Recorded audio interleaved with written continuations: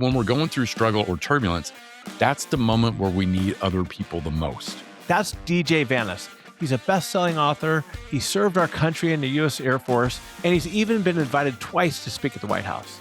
I love how DJ says we need to forget the perception that Hollywood has about a warrior as somebody who goes at it alone. When we serve somebody else well, we tend to forget that we feel amazing inside when we do that. Forget intentions, it's all about execution. You cannot be a warrior when you're falling apart.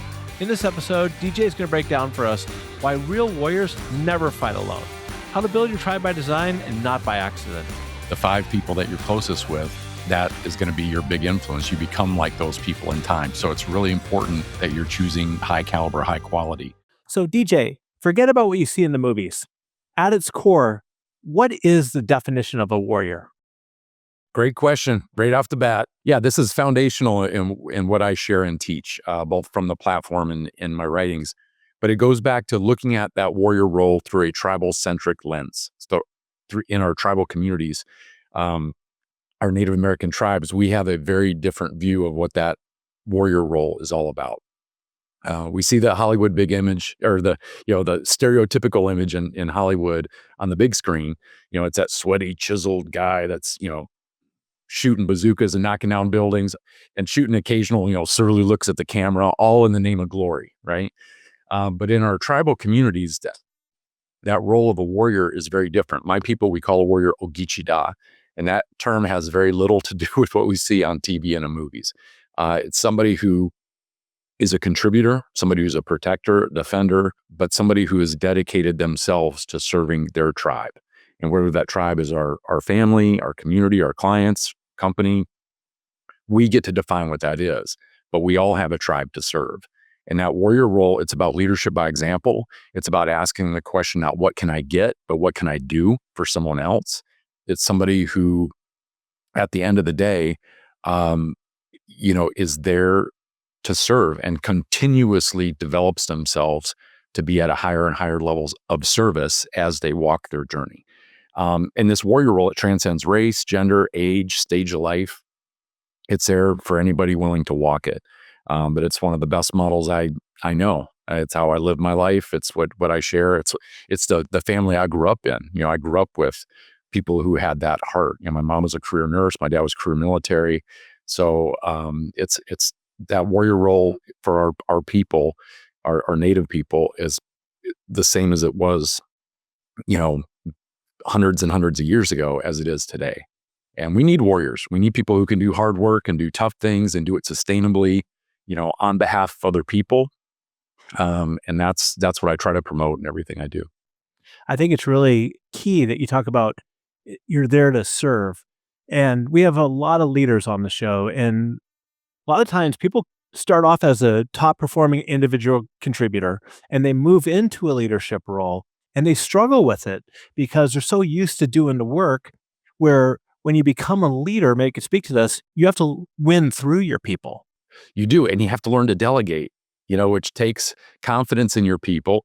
There's a little bit of a blessing and a curse when people get put into leadership positions because they have proven that they can get stuff done, which hopefully that's why they're in that leadership position.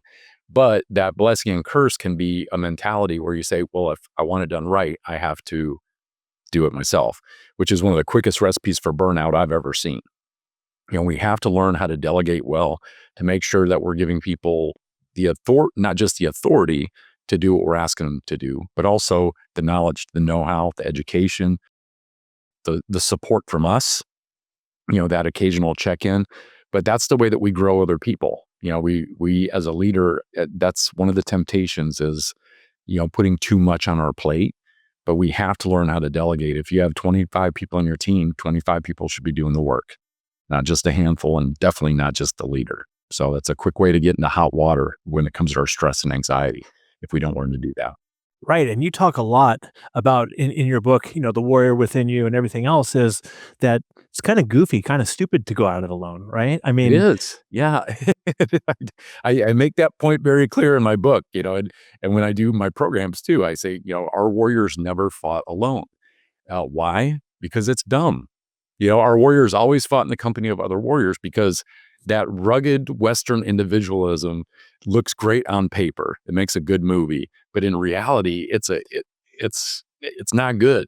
We are only ever going to achieve so much working as a solo act. When we collaborate and we incorporate our team, when we share best principles and ideas, we all benefit. And that's one of the things that in our tribal communities, we still, lean on heavily is that network, that community. Um, Nobody goes it alone, and we shouldn't. I mean, if we're doing that, it violates the laws of nature. I was taught by my elders that we're a lot more like bees and ants than we are like eagles. We're social creatures by design. We're better when we're with each other. Well, let me caveat that when we're with the right people. We want to surround ourselves with that caliber and that quality that will bring those things out of us as well. We're neurologically hardwired for connection. So we have to make sure that we're leveraging that if we really want to see what we're capable of. I think that's an important point, and I believe you call it tribe by design, really, right? And so how do you go about making sure that you're setting yourself up for success by engaging with the right people? I'm a very big believer in being selective, if not picky, with your inner circle, who you surround yourself with. If we've ever heard that analogy, I don't know who said it the first time, but the 5 people that you're closest with, that is going to be your big influence. You become like those people in time. So it's really important that you're choosing, like I said, high caliber, high quality. And the late, great speaker Zig Ziglar had a great quote about this. He said, "It's hard to fly like an eagle if you're surrounded by turkeys." And so we have to be very judicious on who we allow in. We have to be very aware because we are affected and impacted by those people we surround ourselves with. We're born into family, but everybody else we should be choosing on purpose, with purpose. And I take great comfort and draw strength from my inner circle, the people that I know that no matter what I'm going through in life, the ups, the downs, the in-betweens, that I have a list of people that I can call and immediately can get a connection and get some support, some encouragement, be able to bounce ideas, be able to share, whatever tough times I'm going through, and I'm there for them too. And we have a great level of confidence and courage when we have that support structure in our lives, and we need it. We need it. We need it. Can you share an example of what that looks like in real life? Yeah, I mean, my friends, one of my buddies, Dr. Kevin Basic, he's a classmate of mine. I've known him since I was 17 years old. We've been through the ups, the downs, the in-betweens, and being able to have somebody like that I can just call and bounce ideas off of. And he does the same thing for me. You never feel like you're kind of up there without a safety net when you have a good support structure. And he and I, we've been through so much together over the years, and we still collaborate. And it's almost like having a playmate when you're a kid. You're in that sandbox and you're playing with toys. That's the way I see my friendships, the people that I surround myself with, is have that ability to be playful, to stay curious, to have people that you can dream with, that you can play with, and just say, "Hey, I've got this idea, or I've got an article idea, and what do you think about this?" And then you kind of chew on it together. And, you always, 10 times out of 10 times, I get a higher quality whatever when I run it through, the close connections that I have, because they're also, and I choose people like that are curious like me, because it's so much more fun to spend time with people like that. They're creative, they're curious, they're open to new things, and it makes life a lot of fun. And it helps you stretch. I had a guest on a show, also referred by Ruben Gonzalez, who introduced me to you. He's a great guy. Ruben, a guy by the name of Seth Pepper. And Seth was a national champion swimmer. And what he said, DJ, reminds me of what we're talking about here, is he only wanted to surround himself with people who protected his dreams. He had big dreams, big visions. And the last thing he wanted was for somebody to say, "Oh, you can't accomplish that. You can't do that." Bring him down. It's a slow drip poison.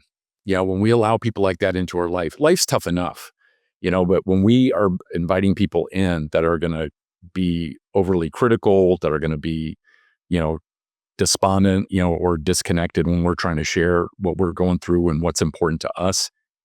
Yeah, that can be really deflating, especially when we have big goals.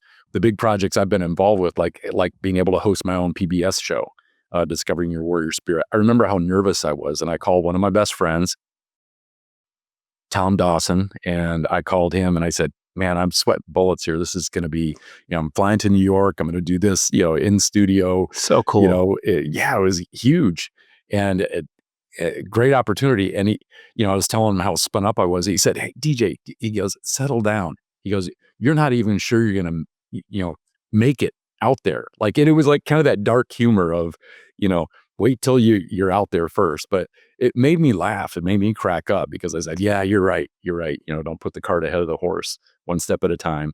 He just kind of opened up and said, "You've got this great opportunity, and just go give it your best try.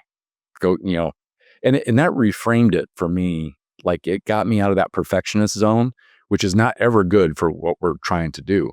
It got into do your best effort, let the chips fall where they will. And so just having those kind of conversations like that at a critical moment really makes a big difference in the way that we pursue our goals and the way that we, the results that we get. Yeah, it's really important. And I think it's for everybody out there to know you don't have to go at this alone, whether it's a health condition you have, maybe, or something that's not going well at work. Find somebody in your group that you're connected with and share it with them. I mean, it goes such a long way. But part of that is you also have to be able to receive feedback, I believe, right? I mean, if you want to go out there and you ask somebody for help or whatnot, and they tell you the way it is, you got to be open to it as well. You got to be curious and listen to what they have to say. Yeah, and that's why you have to have a group of trusted people. And like I said, the group that I have, they don't hold any punches. But I know that whenever they're giving that feedback or accountability, it's out of love, and I know that we've got a proven track record of a shared history together, and they know I've got their back, and I know they've got mine. But yeah, we have to be open to feedback because our closest people can show us blind spots that we may have for ourselves on ways to improve, maybe something to work on. Even when I was writing my last book, it was a difficult project. It was a year-long project, and there was times where, I was struggling, with the process, and being able to have friends that encourage you in that moment was absolutely critical, to getting it done. So let's look at this perspective. Let's say I'm a leader and I have a team of great people. How do you create the kind of culture where you don't need the leader to be always giving you feedback, that out of love or trust, the team members can keep each other accountable and with feedback or just whatever it takes? Yeah, and I think it starts with the leader setting that tone, right? Creating that culture where it's not just, again, the leader providing that feedback, but being able to set up a culture and build a team where people are doing it for each other. I mean, when you do that, you're cooking with gas. Everybody benefits, but again, it's a trust-based type of approach. When we give people feedback, we want to make sure that we're trying to soften the edges a little bit. The way that we deliver a message matters a lot, in the way that it's going to be received. So trying to be diplomatic, trying to be compassionate when we share, feedback with each other. But when we do that, and sometimes it's like touching your toe in the water, and then you start to get deeper and deeper as your comfortability grows, with every, I call them micro interactions. Like, every little experience you have with somebody else will build that trust, that pool of trust that we want to build deeper and deeper over time. But all those little micro interactions matter, the way that we treat each other, the way that we talk with each other, that level of respect, that level of compassion that people can feel. If we've ever heard that phrase, people don't care what you know until they know how much you care, and then once they feel that, then people are open to a lot more than they would be otherwise. And I wanted to go back to the other idea that we brought up about having that support structure, when we're going through tough times or turbulence, which probably everybody can relate to. This past year has been, a lot of Easy. very rapid, ongoing changes. Nonstop. Is Yeah. hard to keep up with, right? But when we're going through struggle or turbulence, that's the moment where we need other people the most. It's also, and this is the paradox, also the moment we are most likely to withdraw and isolate. So we have to know that that battle is going on before we get into that, into that moment, so that we make the right decision. Because that's the thing. We go through tough times. We try to kind of put ourselves in a corner. Oh, I'll just figure it out myself, and that type of thing. That's one approach. I just don't recommend it. Our anxiety shoots through the roof. Our stress shoots through the roof, and we suffer needlessly when we do that. So reaching out to people and saying, "Hey, I'm having a tough time right now. I'm going through something, wanted to run this by you and get your thoughts." We need to stay connected to our folks. We don't need to do the solo act and, like I said, suffer needlessly. We Especially when we already have a good support structure. That's when we need to leverage it. Do you think that that requires a higher level of self-awareness to be able to do that? It does. I think it does, because it's easy to kind of it's easy to isolate and go on your own. When you're struggling, we don't have the answers, but being self-aware gives ourselves an opportunity to kind of interview ourselves one-on-one and ask ourselves, like, okay, DJ, what's going on? What are you feeling right now? And what you're going through right now probably would benefit, or you would probably benefit tremendously by reaching out to somebody. What do you think about that? Just being able to have that internal dialogue can be really powerful, because when we're going through stressful times, sometimes that voice, if we're not self-aware, we just kind of go on autopilot, and we go into that stress anxiety mode, and we're just hard charging and gutting it out instead of leaning back, taking a big breath, and having that internal conversation. What are some either habits or hacks that you recommend for people to be able to pull some of this stuff out of your inner self? Yeah, it's asking the question, what story am I telling myself right now? About what I'm going through or what I just went through. That's a powerful question to answer, because the thing is, we're all storytellers. We're all storytellers. And I coming from a tribal culture, that's, we're an oral tradition. We didn't have our languages written down. That's the way we shared information and wisdom and all the other things. It was through story. But regardless of where you come from, we're all storytellers. We're constantly telling stories about what happened, why it happened, what's going to happen. We tell stories to other people, and we tell stories to ourselves. And sometimes we're not telling a good story. We're telling we go through a tough time and it's a doom and gloom type of story. That's why I think it's really important to ask ourselves, what story am I telling myself right now? Because that story that we create will necessarily affect the outcome of that story. We don't choose the initial cast of characters or the initial scene in the stories that we go through, but we always have an impact on how that story goes and how it ends. We don't always choose the circumstances we're in, but we can always choose how we are and who we are as we go through that chapter. And the way that starts is by answering that question: what story am I telling myself about what I'm going through right now? And it's also really important to give yourself a little grace sometimes. I think we beat ourselves up quite Absolutely. way too much. Oh my gosh. Yes. If I could foot stomp that one enough, I would knock the whole building down, because when we're able to give ourselves a little bit of grace, we are so much more likely to extend it to others. And having that grace means when we make a mistake, when we're going through a challenge, that we're not beating ourselves up, when we're already struggling. It's being compassionate with ourselves, being able to say, hey, I made a mistake, but you know what? I'm going to learn from it and move forward. Instead of going on what I call auto punishment mode. You make a mistake and just clubbing yourself over a head over and over again with, negative comments, or, how could you be so, dumb, or whatever criticism we say, because we say mean stuff to ourselves sometimes. We have to be aware of that internal dialogue, because it matters. But being able to be kind to ourselves, like I said, when we're able to do that, we're providing what we need for ourselves, especially in a moment of trial and tribulation. But we're so much more likely to be able to show that compassion to other people too.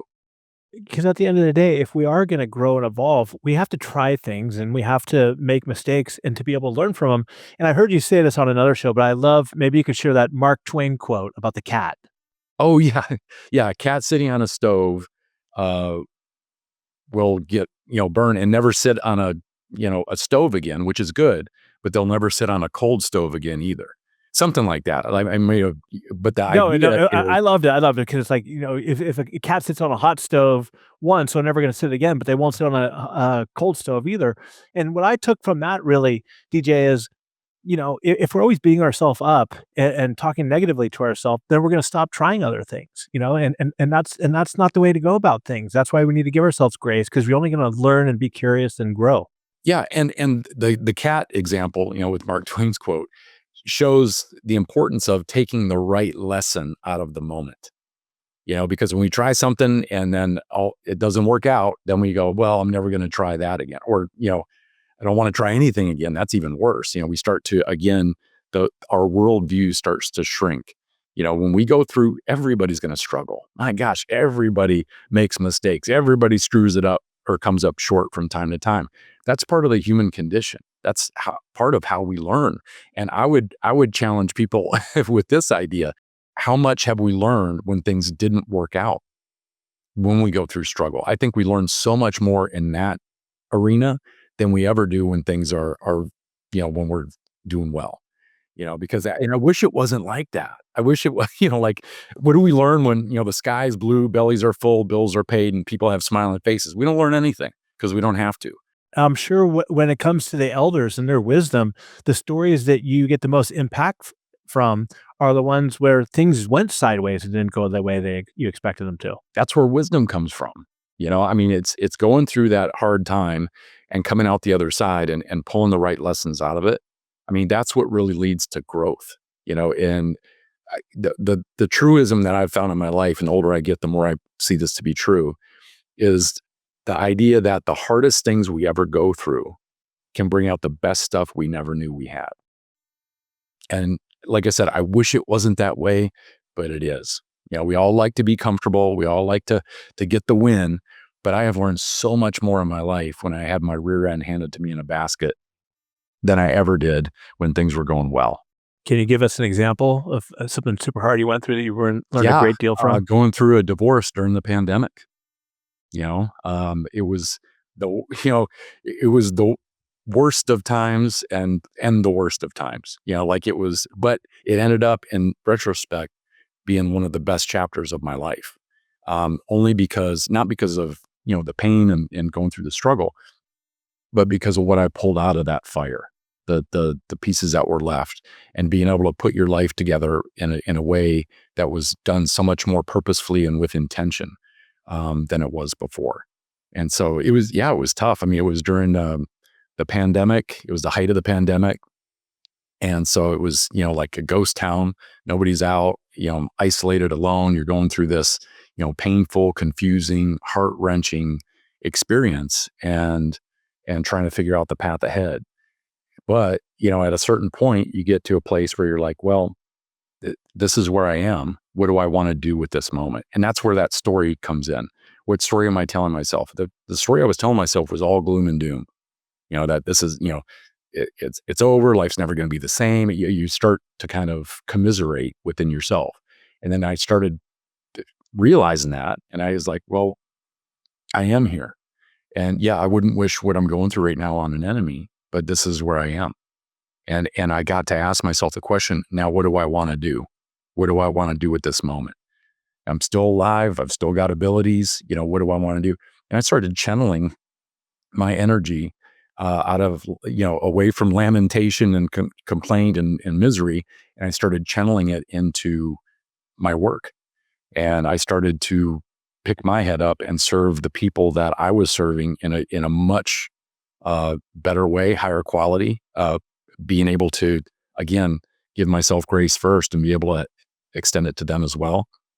Because during the pandemic, people who were in healthcare, education, that were government employees, everybody was going through it. And being able to see that struggle after going through mine made me not just more empathetic, but it made the quality of my work deeper and more resonant. And so I've channeled it into that PBS program. I channeled it into my latest book. Like I took that energy and wanted to do something positive with it. And that's the choice we get to make when we're going through something. Because I'm here anyway. What do I want to do now? Well, first of all, thank you for sharing that, being vulnerable and sharing that story. And whether you're going through a divorce or maybe you lost your job or something's not going right, isn't it amazing how at your darkest depths, you feel like things are never gonna get better? Then maybe a year or so later or whatever it is, you're like, "Man, look how I got through that," right? And it's like, why sometimes it's even like, "Why did I beat myself up so much over that?" But you learn from that. I also really like what you say because I think it's like when you serve people, doesn't that haven't you found that that just makes you feel much better? Absolutely. That's the thing that I think gets lost in the shuffle of us being so busy all the time, busy being busy sometimes, is we forget that when we serve somebody else well, it's not about getting a promotion or an accolade or a pat on the back. Those things feel good, of course. But when we serve somebody else well, we tend to forget that we feel amazing inside when we do that. Even if it's for 10 to 30 seconds, working with somebody and trying to give somebody a compliment or some feedback or some encouragement. When we serve somebody else well, we feel amazing. And I think that gets lost in the shuffle of how, when we're all busy and have so many things going on. But that reality is still reality, and when we get back to that, we serve other people with more joy in our heart because we know that we're getting a benefit from that too. But we have to do it with sincerity too. It's not just serving because we feel we have to or going through the motions, but because we actually want to impact somebody else in a good way. We get a huge benefit from that. You have to be genuine because if you're not, people could see right through it. Let's talk a little bit more about your book. How has it impacted leaders? What have you found since whether it's been on stages or through sort of workshops you've done, how people have been able to incorporate that into their leadership or just work lives? The direct feedback has been they've felt like they've gotten a lot of benefits out of the book because the book focuses on things like, taking those traditional warrior principles and showing how we can use those in life and leadership today. And so it's things like building up our resiliency, taking good care of ourselves, putting ourselves in the right environment by creating the right environment for ourselves. The idea of being courageous, personally courageous in our decision making. There's a lot of these things that I've gotten. It's so much fun, when you get to sit down with somebody that read the book or listen to the audio version, and then they have that direct feedback, like it helped them to do X, Y, and Z better.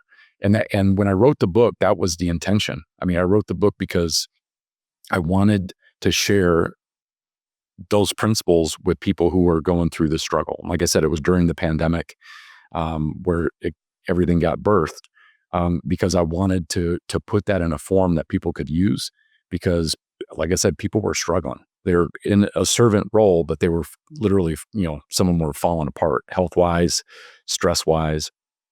And so when I was framing the book, that was the intention I wrote it with, is how can I give people off the shelf tools and mindsets that can help them be a better version of themselves in a service environment.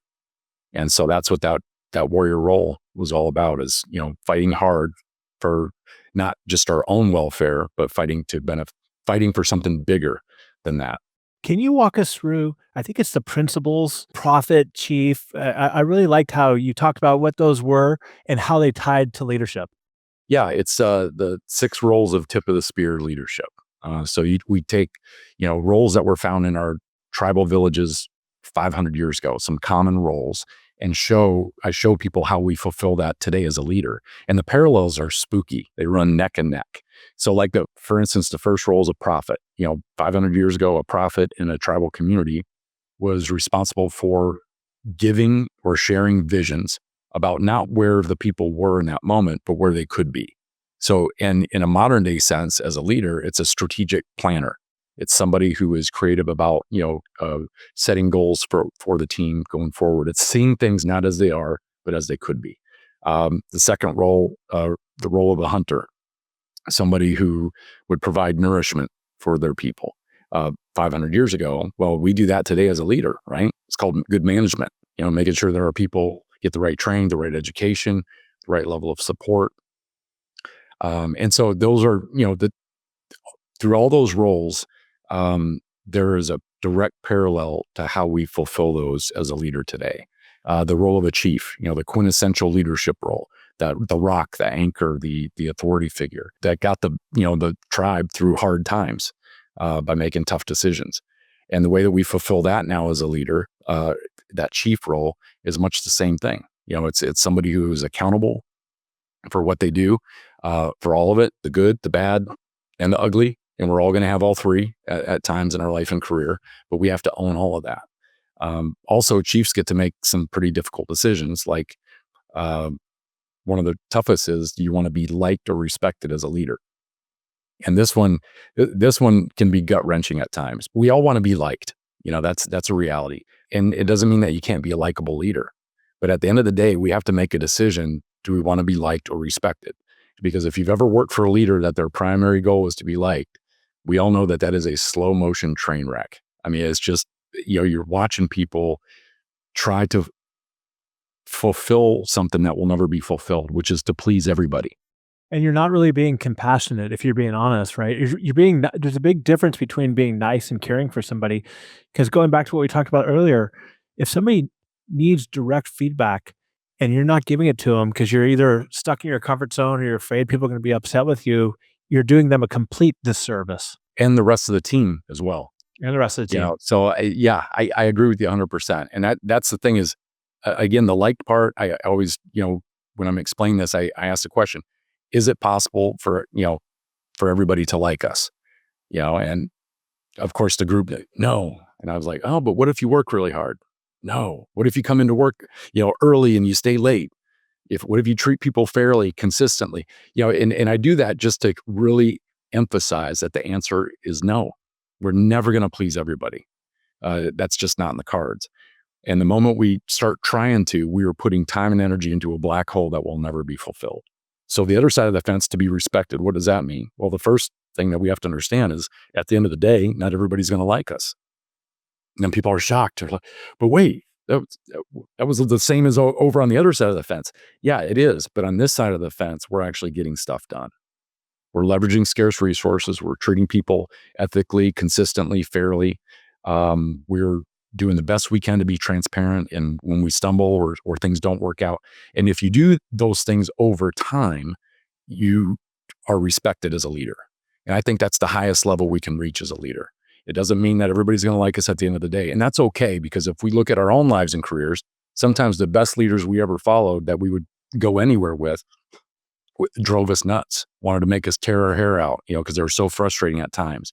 But we would follow them anywhere because they've earned that trust. So it just shows, you don't have to like your leaders to follow.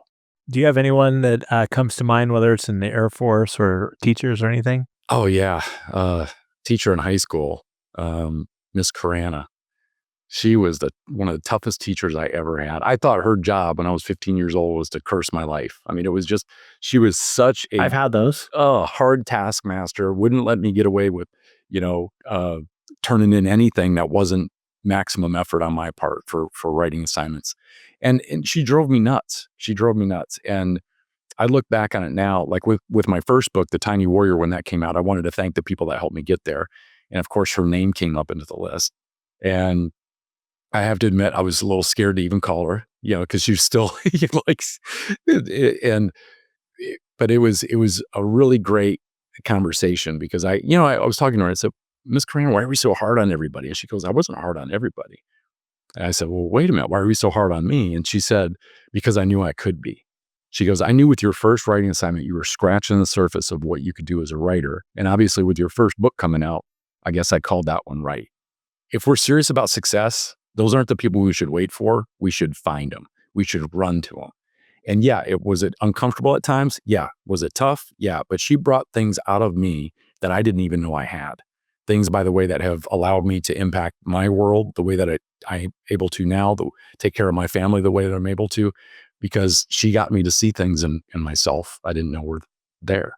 That's really special. My question, well, not a question, first statement I want to say is, what's very important is she said she didn't treat everybody tough. right? I mean, she I think it's great for leaders. You got to adjust to the people. Know that no, you can't lead everybody the same way. Some people you can be more direct with. Some people you can't be, right? So she found it in you that she can push you that way. My question is, how do we do that? How do we become the type of leader, DJ, where we get people to see things that's inside of them that they don't even know that they have inside of them? Get to know your people. Get to know your people as much as you possibly can. Have those conversations. What drives you? What motivates you? Why did you choose this career? What are your goals for this quarter, this year?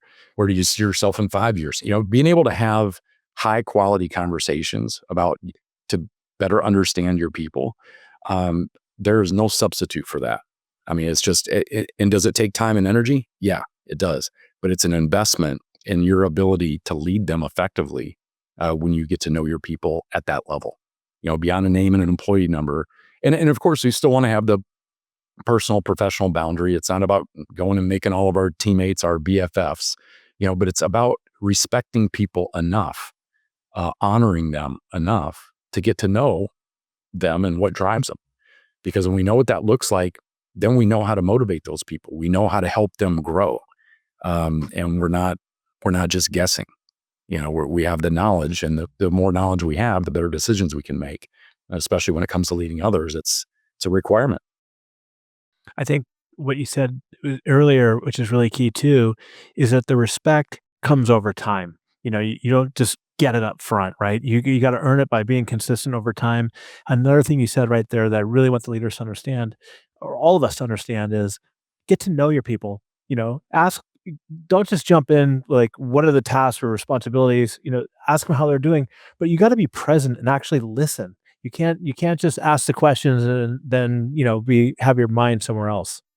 Exactly. That's one of the most important things in a very busy world is, when we talk about, and I talk with leaders about this all the time, is taking time to spend with your people. And it's almost like you get the feedback, not verbally, but the body language, even if people are like, oh, like I'm already so busy. But because they think what I'm talking about is like this big, 4-hour chunk of look into my eyes time. And that's not what's required. You can take small chunks of time and make those high quality connections. The idea behind it is, as long as it's done at a high level of quality, that's what's going to make it a good interaction. So for instance, two things have to be at work. Number one, when we give our time to somebody else, that we are, like you said, present, that we are not just physically present, not a warm body in front of a warm body, but we are fully present, mind, body, spirit, emotionally, intellectually, physically, because when we do that and we're present, that's what's going to create a high quality connection.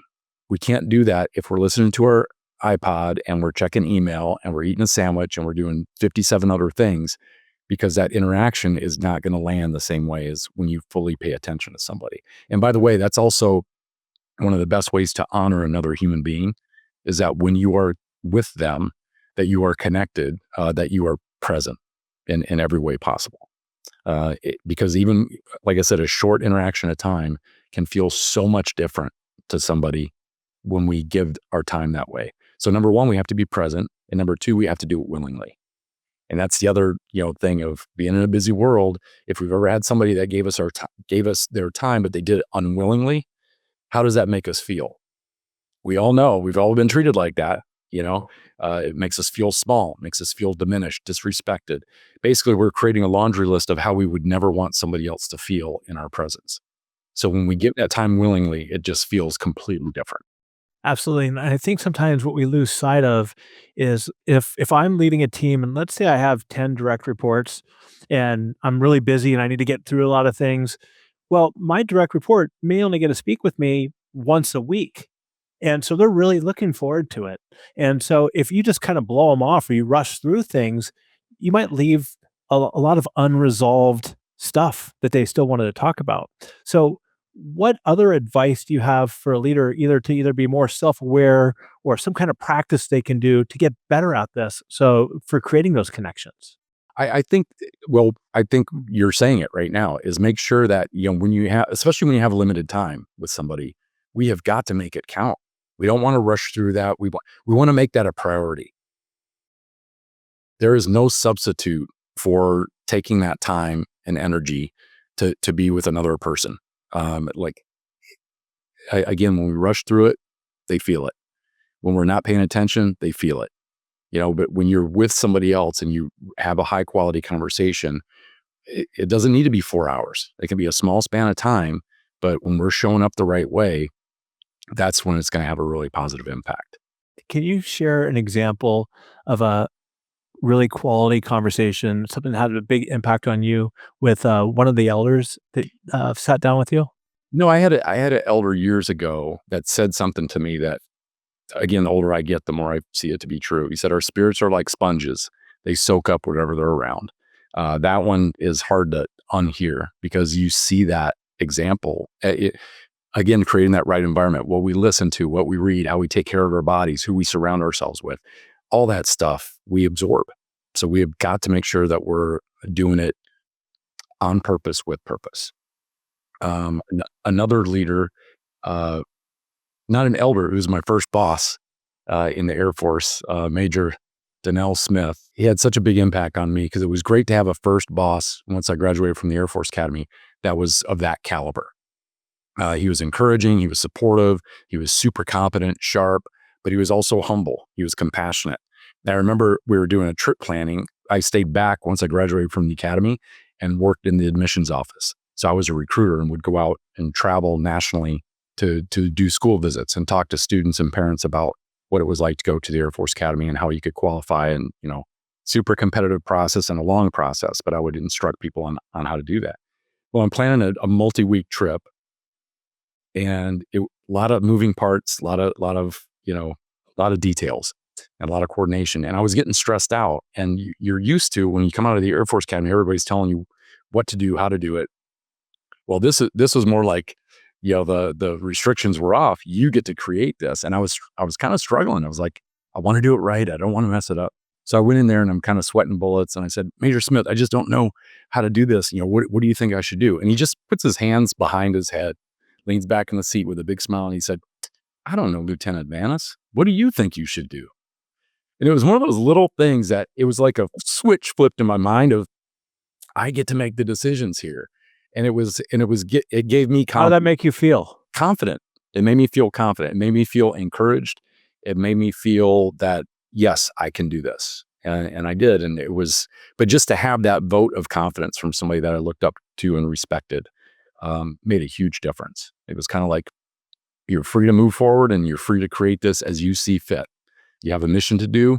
It's up to you to figure out how to make it happen. So it was great. And that's what leaders are supposed to do: give confidence, give people courage and the opportunity to make things happen, right? I want to stick with the humble part for a second, because you and I talked about this before we went on air.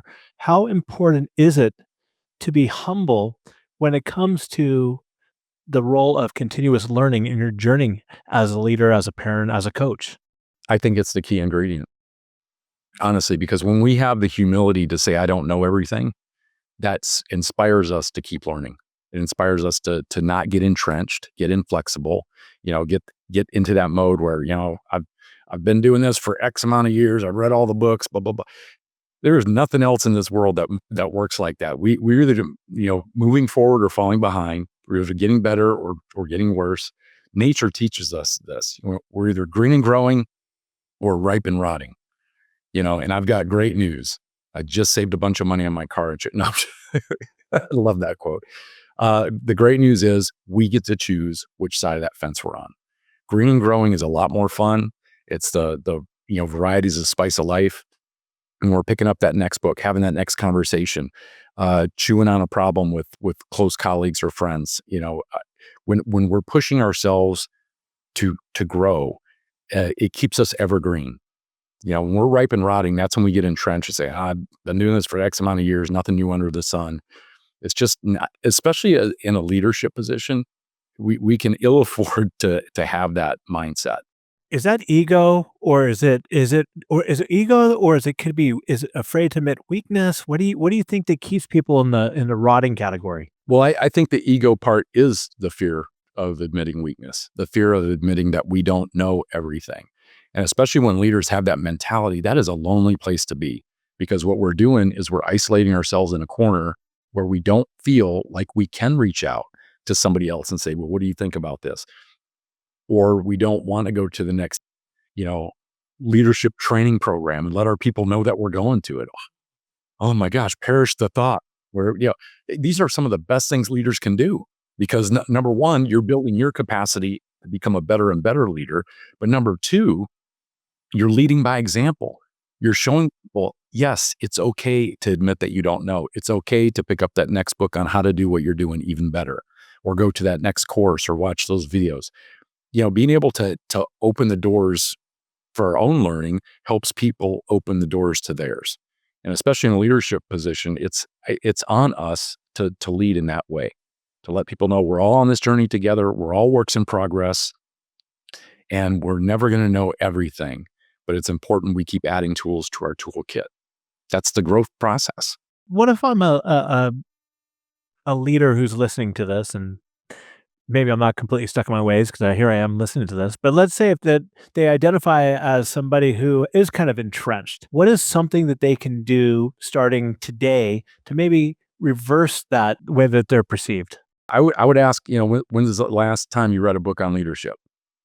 Maybe having a conversation with one of your close friends, go have coffee and say, I've been doing this for a while. I'm feeling kind of entrenched, and try to ask them, some ideas like on what key areas they could work on to improve. When you have those conversations, and sometimes they're really organic, you just kind of open up and say, I'm feeling kind of stuck. I've been in this leadership role for X amount of time. Sometimes that's all it takes to get the wheels turning. But like I said, reading books, watching videos on good leaders, we should be students of the craft for a lifetime. If we really want to be good at our leadership role, the schoolhouse doors should never be closed. But sometimes just taking a new approach. Sometimes we get so busy being busy that we don't pick our head up to say what else is out there, what's something that's newer or a different mindset or perspective. And like I said, that's how we grow. We're not closed loop systems as human beings. We should always stay open loop, because we need that. We're not born with all the answers, and we're never going to get to that point where we have them, but we want to at least pursue that path. You got to be curious. Another thing that I really agree with you on, that it's great to read biographies. I love biographies. Oh my So God. do I. So I got a multi question for you. One is, give me a great biography, but two, for leaders out there who don't read a lot of biographies, what are they missing by not reading biographies? They're missing a really key component on being able to understand what makes people tick. Yeah, that's why I love biographies. I mean, if you get into these stories of these people that we hold in high esteem and you read a book about their life, the thing that you find that's shocking is a lot of these people just made tons of mistakes.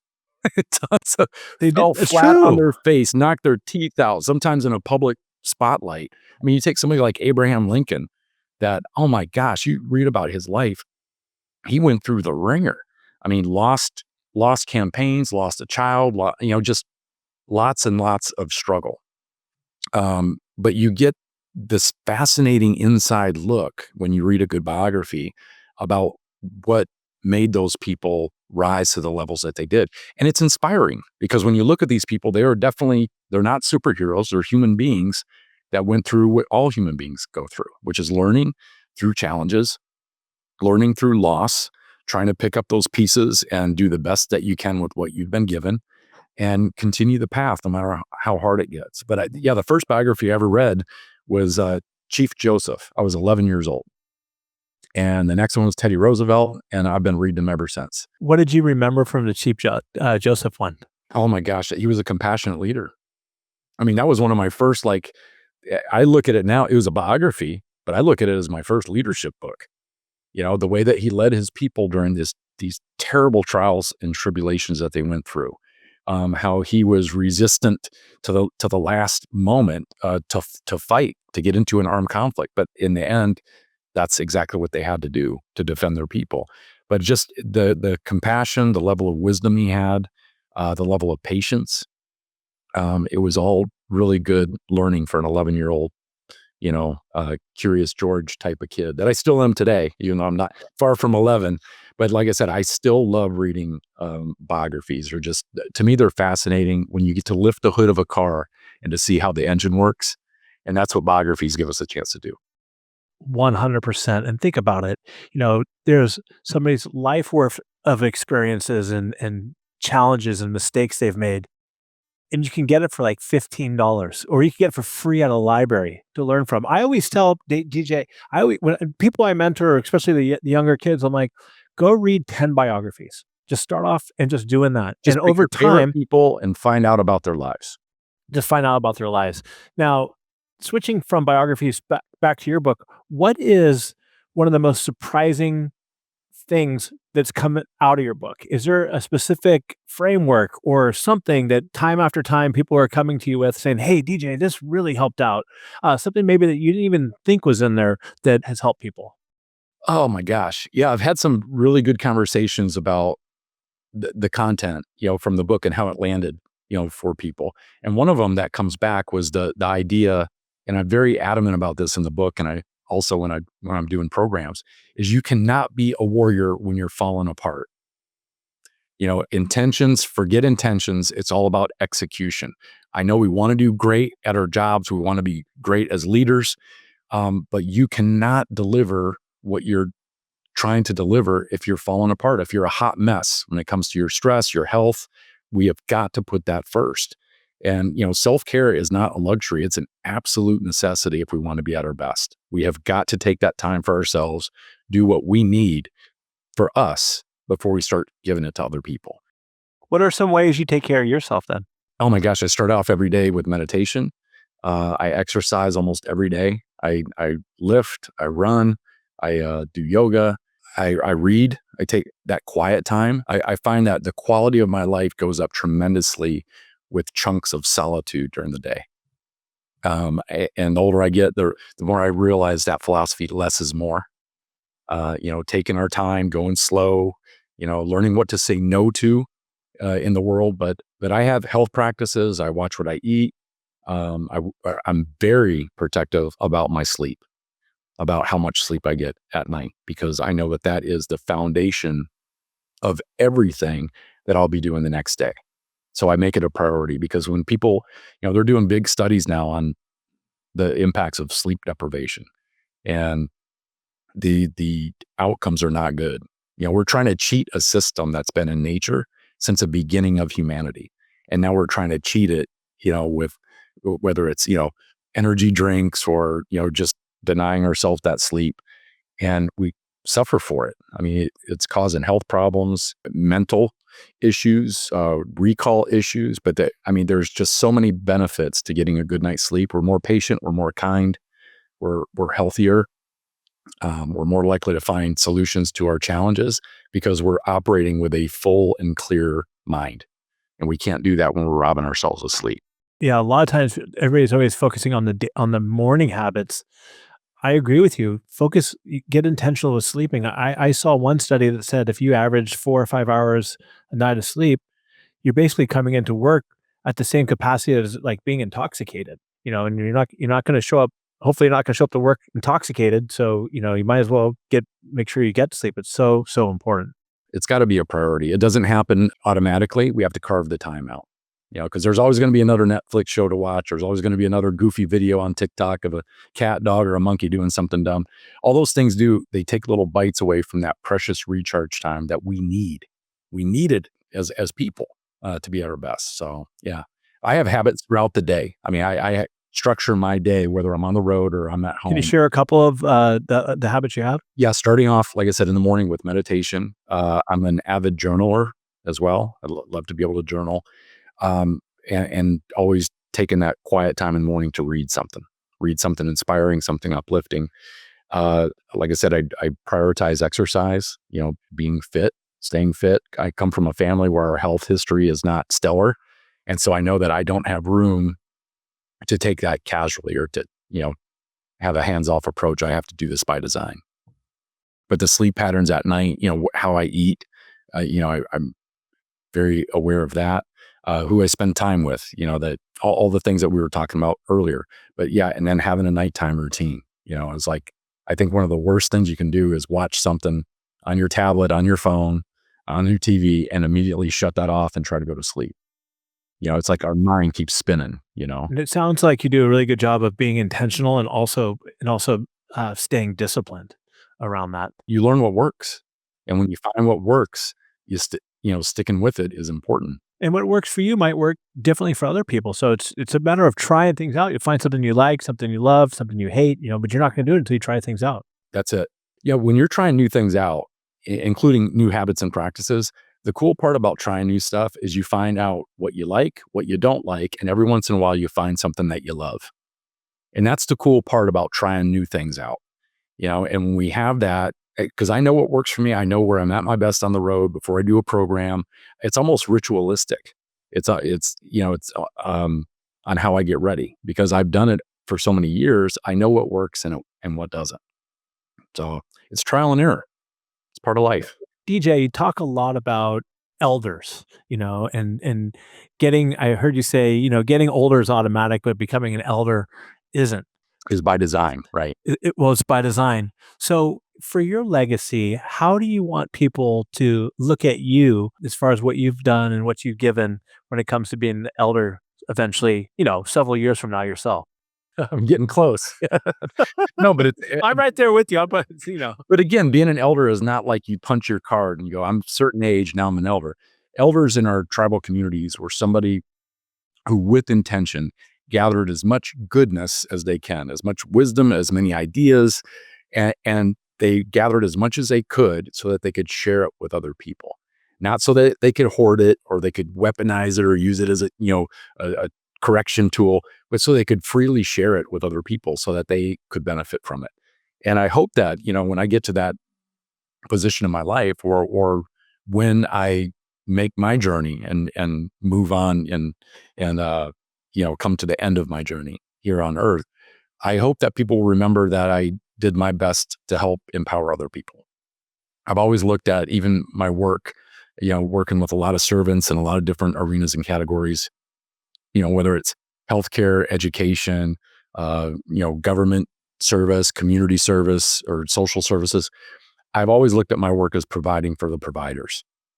I've felt that that's always been my role, is to help strengthen other people, get them to see their life, their capability through a different lens, to be more confident in who they are, to be more excited about what they do. And as many people as I can do that with in my life, the more the better. So that's what excites me, is being on this mission, and I plan to do it for the rest of my life.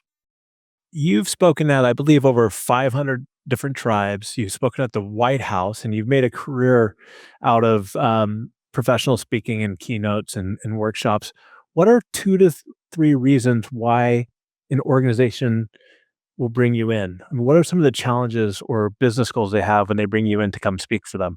Yeah, I think the clarity of the message really is the most important. The things that I talk about with those groups are things that resonate. How do we leverage scarce resources for maximum effect? How do we improve our discipline, our resiliency? How do we take better care of ourselves? How do we foster mental toughness, which is something so critical in the world today, to be able to, respond and bounce back after we're going through tough times? That the message, even though it comes from those native traditions, the message applies across the board. And so I think that's one of the things, is just the clarity of message. I try to be easy and fun to work with, so I think organizations really appreciate that. I don't demand, green M&Ms, in the green room, or, the little, Like Van Halen. Yeah, I just try to be as flexible as I possibly can, because I know when leaders are putting these events together, there's so many details, so many logistics, and what I never want to be is an inconvenience or a burden to the people that I'm serving. I'm there to help them. I'm not there for to be a weak link in the chain. And so I think they appreciate that.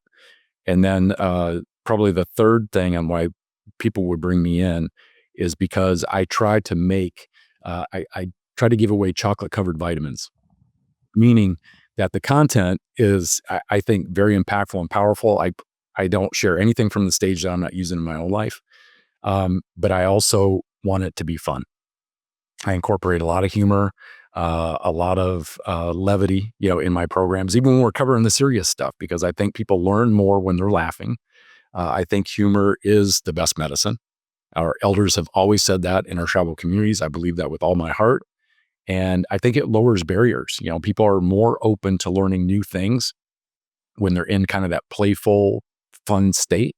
We're more, we bring out the best parts of us, going back to even childhood, where we're playful, we're fun, we're relaxed. We're not judging ourselves or the people around us. We're just there, present, and enjoying the experience. And I try to work really hard to make that a reality in my programs. And where can our listeners connect with you at? Best place is on my website, which is really easy. It's just nativediscovery.com. And it's got information on me, what I do, who I do it with, information on the books. There's videos. So that's the best place to reach me. And your book, The Warrior Within. Now, if I get this right, the audio version, doesn't it also have a conversation at the end with you and your buddy that you mentioned earlier? It does. It does. Yeah, that's a bonus. If you get the Audible version, there's an hour and a half bonus content. And it was an interview that I did with one of my best friends. And we did it, and it was crazy how we did it. We were on either side of the country. And the audio engineers are like, this isn't going to work. We got to get you in the same place. Like, let's try it. He was in one part of the country. I was in another. We did it virtually online, and we did it in one take. And it was just, but that's the magic of knowing somebody since you're a teenager. We know each other so well. But yeah, we dove deeper into some of the stories in the book, and we covered some new stuff in the interview, but it was a great experience. I mean, it was, again, we covered some pretty tough topics too, but being able to trust somebody like that to guide me along was key to, making it work. DJ, thank you very much. And listeners, what I'd like you to do is I want you to think about, who are you spending your time with? And are these people making you better or bringing you down? And if you got a lot out of this conversation, do me a favor, please share it with them. Because I know that there's so many things that they could learn, especially around serving others, how to work through tough times, and not beating up yourself, and focusing in on your inner strengths. And DJ shared so many wonderful things. Go out, pick up the book, The Warrior Within. And until next time, everybody, stay curious, keep learning, and have a great day. Thank you, DJ. Thank you, Damon. I thought I was the only one that felt like this. And you showed I wasn't. That is Tyler Dickerhoof. He's a world-renowned leadership coach, top podcast host, with a brand new book out called The Things We Hide.